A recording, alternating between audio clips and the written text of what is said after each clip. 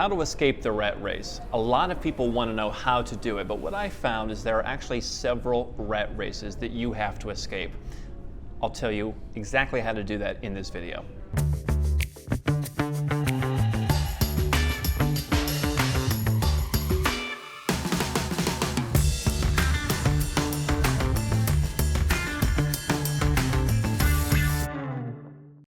I'm Andrew Henderson, and a lot of folks want to escape the rat race. This idea of working from 9 to 5, doing that for 40 years and then retiring is just something that's not appealing to many folks. Now here at Nomad Capitalist, we talk to the 6- and 7-figure entrepreneurs, folks who have already escaped the rat race, or so they think.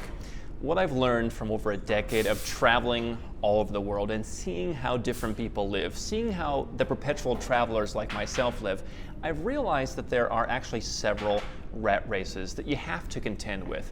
The first one is that 9 to 5 rat race. You have a job that you don't like. You want to figure out how to become an entrepreneur, a freelancer, a solopreneur, how to get out. And so once you can escape that rat race, that's how you can get into the beginnings of our lifestyle, the nomad capitalist lifestyle, where you can run your business from anywhere in the world. You can work online. You can set your own hours. That's the first rat race that you have to escape. And if you are there right now, then I hope that the aspirational nature of what we talk about inspires you to get out of that. But what a lot of folks do is they jump from that, the 9 to 5 rat race, into starting their own business. And that seems like a great thing to do because, again, you can set your own hours and you have a lot of control over what you do. But as someone who has always run his own business, I wasn't always self-aware of this, but I've learned it more as I have been traveling.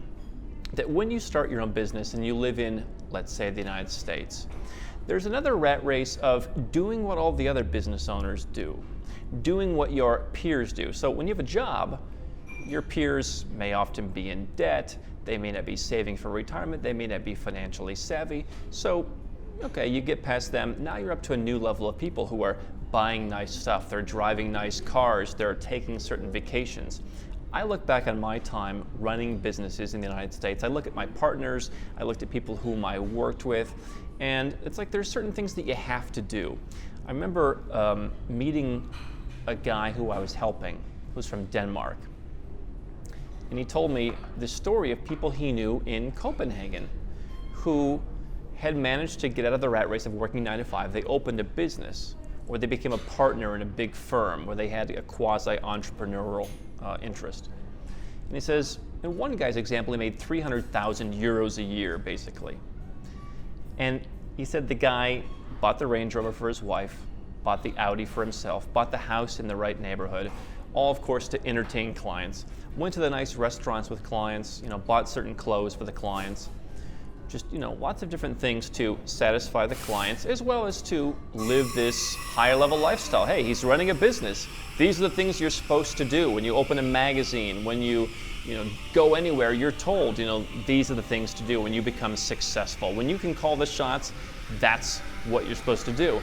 And what I realized was that's a rat race in and of itself. I'm living in one country. I do what I'm told to do, not because I really want to, but because that's what all the other people I'm working with do, and I want to keep up with the Joneses. What I have found living the lifestyle that I do now, and what I found from other folks, is that the need to join that $15,000 car club may go away if you don't really want to join the car club. The need to buy that new watch or that new suit or that new pair of shoes may go away. That just being in other countries really gives you this idea that you're no longer beholden to a set of beliefs. For example, when I left the United States, I said, I don't want to own a car. I don't want to drive a car. I don't like to drive a car. I'm just not going to drive a car. And it's one thing for me living in the US, and everyone I knew owned a car. If I told my friends, I'm a successful person, I don't own a car, they would call me nuts. But when I go to Malaysia, when I go to Montenegro, when I come to all the other places where I go, I don't have the local rat race mentality. I'm not connected with the people who are saying, hey, oh, you're wealthy? Yeah, you have to be driving this car. This is what we drive here. I'm not plugged in with that. I'm doing my own thing. And so I can escape the rat race where I come from of here's what successful people do, and I just do what I want to do. So maybe that means you want to still join the car club. For me, maybe it's buying a nice watch or buying a nice pair of shoes or still dressing well. But for other people, they're saying, you know what? Now that I'm living in Asia, I don't need to wear a suit. I'm not meeting my clients in person the way the guy in Denmark is, so I'm just going to dress the way I want. Maybe I'll wear a t-shirt. I know so many guys, I guess we all do, who make $5 million and they just hang out in the same t-shirts all the time. And so I suppose that I could do that, but I've chosen not to. But the point is, when you're living the nomad capitalist lifestyle, you get to decide what's important. It's no longer someone else deciding for you. You're getting out of that second rat race, the business rat race of everyone telling you.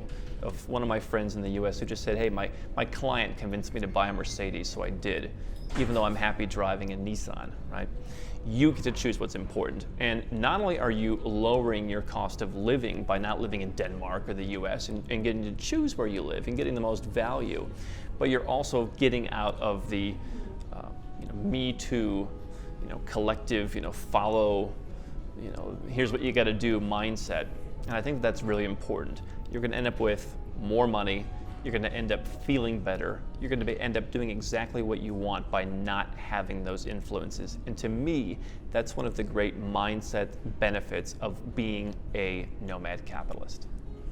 I'm Andrew Henderson, and if you're looking for a way to legally reduce your taxes, build your freedom, and create wealth faster as a global citizen, then you've come to the right place. I want you to do 3 things right now. Number 1, click the button to subscribe to our channel. Make sure to get notifications so you never miss a new video. Number 2, get a copy of our #1 best-selling book, Nomad Capitalist, on Amazon and learn all the dozens of benefits of our lifestyle. And number 3, if you're already a 6 or 7-figure entrepreneur and you want to put these strategies in place, go to nomadcapitalist.com and find out how to get some help.